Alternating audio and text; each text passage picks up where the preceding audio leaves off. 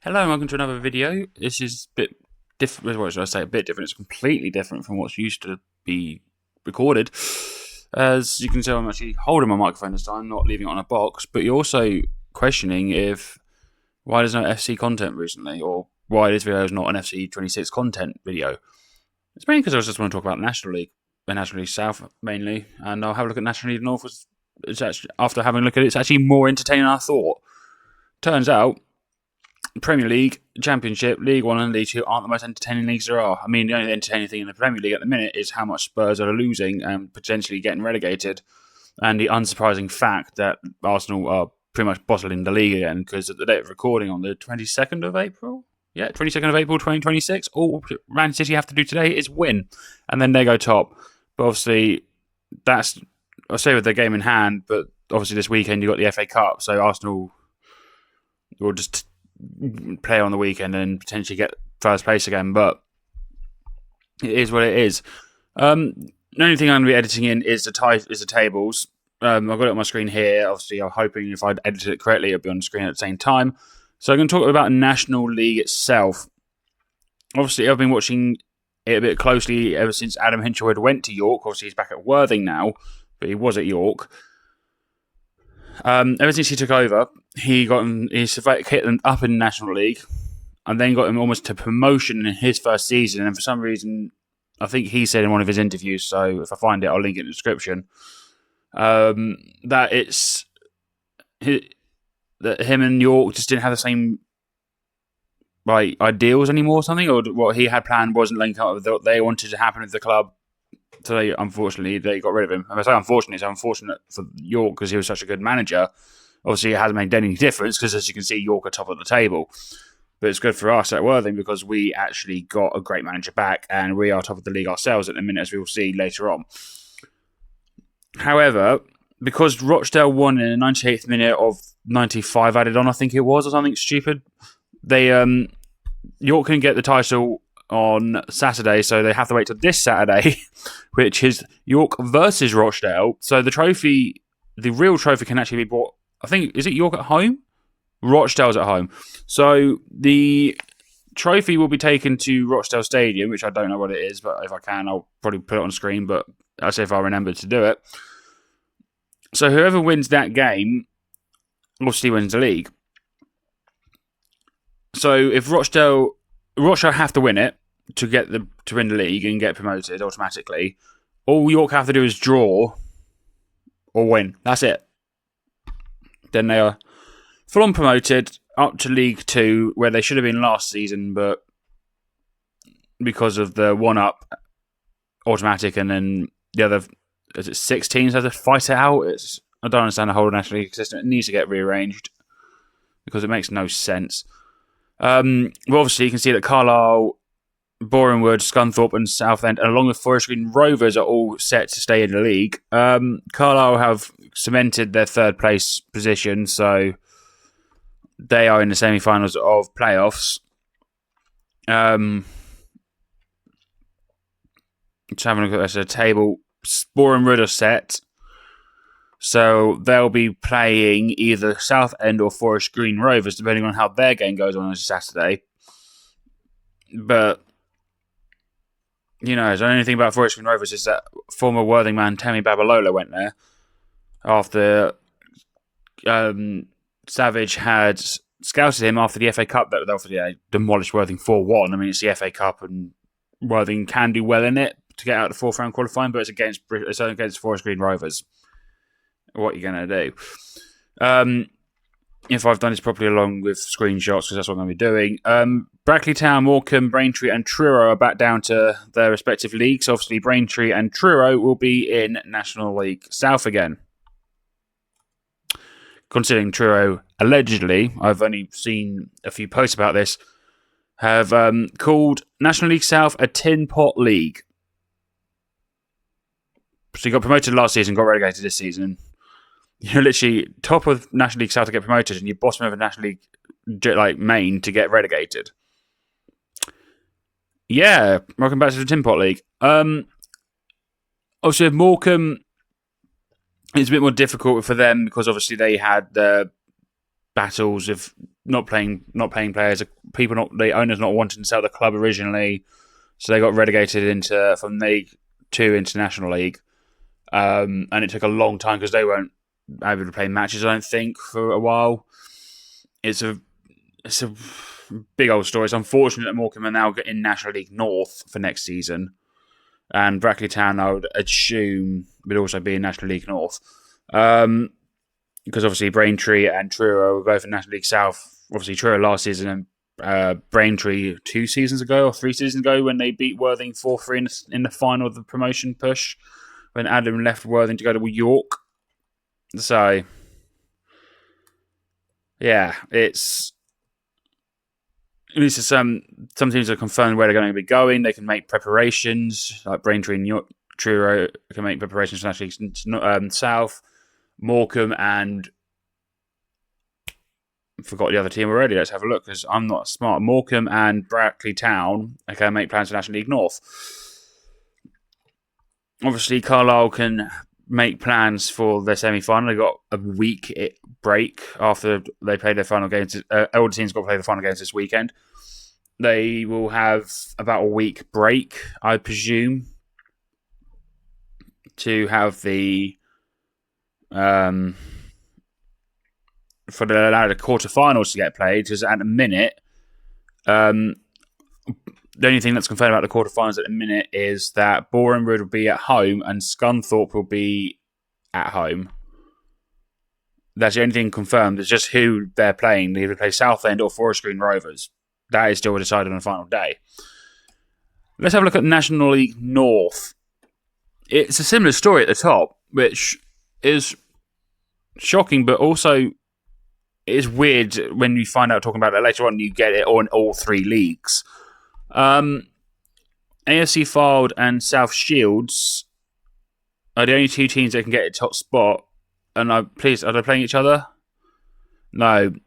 AFC Fylde is playing Merthyr Town, while South Shields are playing Kidderminster. They're both away though. So unfortunately, it would be better if they're both at home, and then the fans could enjoy it properly, like a home celebration. But unfortunately, it's not happening that way. So, depends only. I'm going to presume the Fylde fans and the South Shield fans have sold out their allocation of the away tickets. I'd be shocked if they haven't. Kidderminster have secured 3rd place. There's no way they can move out of that. Macclesfield have also secured 4th place, so they'll be playing at home against either, because this is close as well, Scarborough, Chester, Buxton, Merthyr, Darlington, and that's it.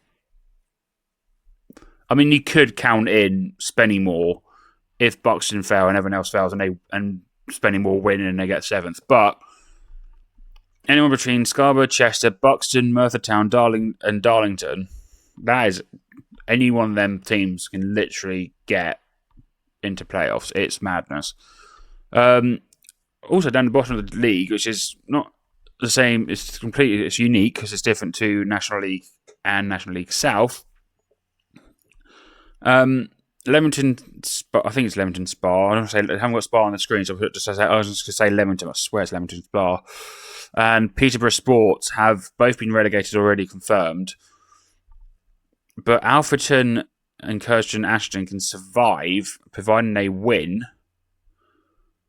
Alfreton just need 52 points, so they can only go as high as 18th, depending on how the results go for Bedford.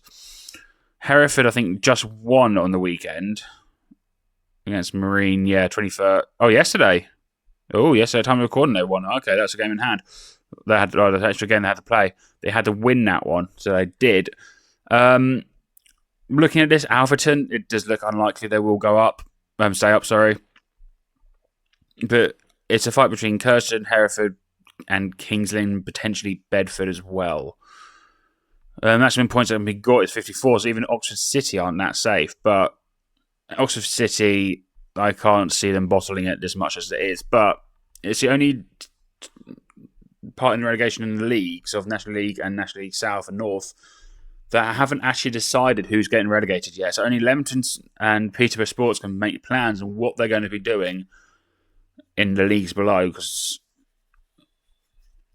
it depends on where they are, depends on what leagues they are going into. Where in National League South, if a team gets relegated to National League South, depending on where they are, if it's like, well, we'll talk about it later on, actually. I'll talk about it now. We'll put it on screen now.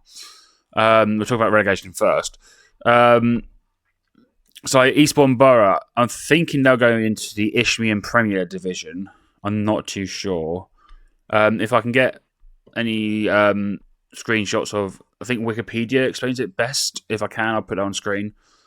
But yeah, Bath, Chippenham, Enfield and Eastbourne Borough have all been relegated, which is madness for Eastbourne, considering last season they were challenging for promotion. So I don't know what's happened at Eastbourne. It's unfortunate. Obviously, Enfield is just a fan-owned club who actually won the last game. 5-2 against Slough. Jesus. Completely, Enfield being 100% fan-owned. I have been to their stadium this season. I've tried to make as much effort as I can to go to many away games this season as a Worthing fan. It's not a bad stadium, to be fair. It's better than Hornchurch. It's got a running track, but it's not... The running track isn't like obscure in the field, as you see, if you get my point. So in National League South, it's because Worthing lost on the weekend against Maidstone, because apparently winning and getting an outright win and not having to worry about the final day of the season is too difficult for Worthing. This is now between Worthing and Hornchurch, because I wrote Hornchurch out. I just thought it was between Worthing and Dorking, and that was it. And I thought, okay, well, we lost, Dorking lost, we're sorted. And then after the games all finished, I looked at the score and I was like, oh, Hornchurch won, and now they're 1 point behind us. I think it was a very late win against Chip. Oh no, don't worry, they won. They beat Chippenham 3-1. Okay, what game am I thinking of? Is it the game before? No, it was 2 games before against Edsfleet. That's one when they just won. And I've written them out at that point. I mean, the 3-3 draw against Chelmsford actually helped Worthing a lot, because if you won that one, you'd been 83 points, and it'd be an even harder challenge. But as you can see, Worthing, literally, the promotion fight is between Worthing and Hornchurch. Dorking, Hemel, Torquay, Esley, and Weston are all in playoffs at the minute. But scarily, as much as it's not set, I think for Dorking it has to be set. I mean, they have had the most horrendous luck. Constant injuries for the whole entire season. That's right. Constant injuries the whole entire season. I don't think they've ever had a full squad since the beginning of the season. It's just watching BOA. It's just showing you how much Mark White has been absolutely, as if you play football, be FA'd or EA'd. Sorry, but they have been so much injury prone this season. I don't know who put a curse on Meadowbank, but they've had injury prone. But considering the amount of injuries they've had, Dorking have done so well. I mean, if they can get top playoffs with an injured team, think what they could do with a fully fit team. If it was a fully fit team, they'd probably run away with the league a month, February, maybe January, around New Year's, possibly. They could have run away with the league then. I mean, even if the injured team with playing Worthing in December, there's only one unfortunate mistake by Brennan Camp that actually led Worthing to win because Teddy James did a score from that, and he almost missed out by smashing against the post. But it is a lot of unfortunate results. For Dorking, like I say, if they had a fully fit team, they would be a lot different. I think they would have been top. Personally, I do want Dorking to get promoted. I want Worthing to get promoted overall, but another team I want to get promoted who are in playoffs at the minute, I do want Dorking to get promoted because I think they're too good for National League South. But as seen by the 2 seasons in National League, they may be a bit different now, but the 2 seasons I had in National League, from what I saw from BOA, obviously it's only showing you the matches, it doesn't show you everything about the whole entire squad. Unless you get subscribe to higher tiers, which I don't do. So I only get the basic content. They have they don't doing too well in National League.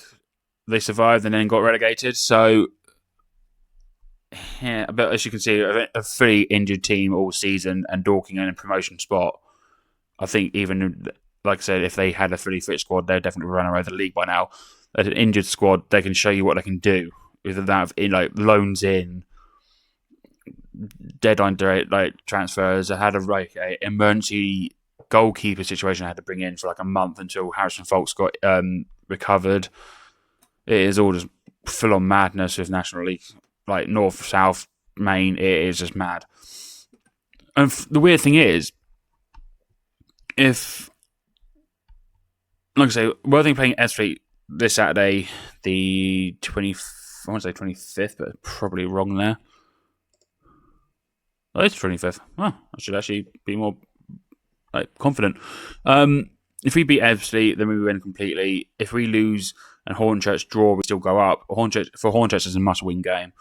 But they are playing Maidenhead, who are trying to get into promotion spots. So, weirdly, anywhere between third place, even second place if Hornchurch lose on the weekend and Maidstone win. If Maidstone win, it's 79 points. Having a look at this. So, basically, Hornchurch are in playoffs no matter what, which is where they face it in playoffs. Right, it's not... but it is... Whew, it's a very entertaining thing. Considering anywhere between third and potentially ninth could end up in playoffs, it's madness. But, well, that then, the whole non-editing thing didn't work, did it? Because I had to cut a bit out because I just got my food delivered. But, yeah, National League South is mad. Like I say, anywhere between third and, what was it? Ninth with Maidstone. Yeah, anywhere between third and ninth can still get playoffs. In the extremely, extremely unlikely event that Dorking lose and everyone else beats, everyone else who wants to get into playoffs wins. Dorking on 78 points. If Maidenhead beat Hornchurch, they get 79 points. They can go straight up. If FC lose against Worthing, which I do hope, Worthing win this weekend, but after losing to Maidstone and potentially just completely setting the end of the season how it's going to be, Worthing have, doing well in the last few games, but obviously there's a lot of pressure on Saturday's game against Maidstone. Maidstone wanted to do the best at their final home game with George Elakobi, who was stepping down as manager, but it's a lot of pressure. But yeah, if Dorking lose... Who are Dorking playing? Western. Okay. So basically, all the teams are playing teams that want to get promotion. So obviously Western are going to come full force. They're already in promotion spot in playoffs, but they obviously want to get as high as they can in the table to try and secure it better. So Western will be bringing it there all to Dorking. If Dorking lose... It is going to be a madness. I'll probably do a video on Saturday or Sunday and release it Monday. Or if I record it Saturday, I may release it on Sunday as a special episode because, like I say, my whole recording schedule's gone out the window because I haven't recorded for a while due to personal reasons. But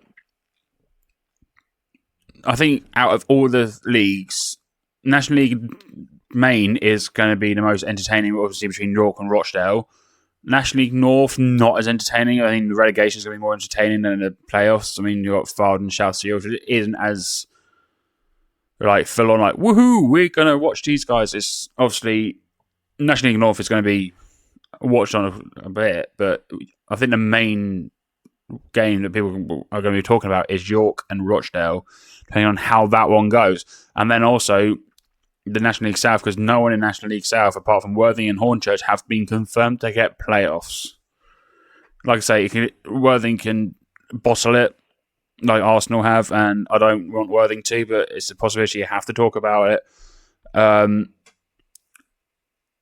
But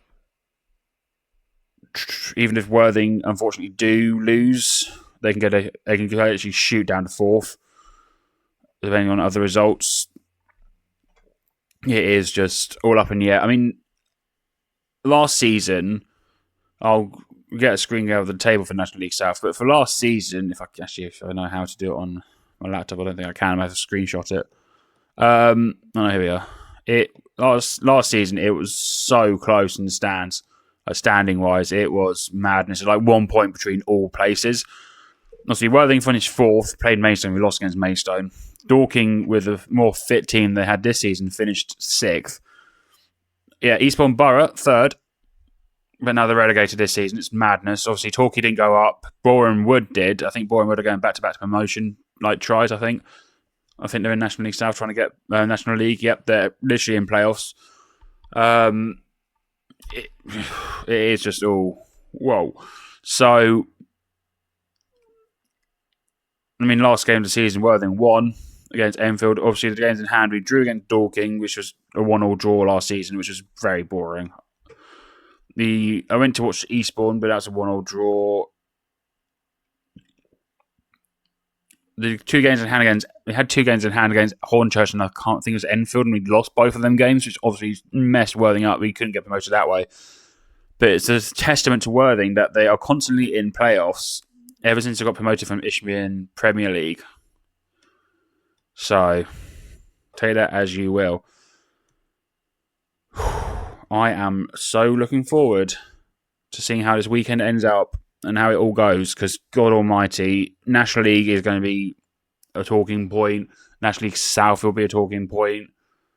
National League North maybe be a talking point, but definitely National League South and National League in Maine will be a talking point. I think the main talking point in National League North would be the relegation part, because that's not set.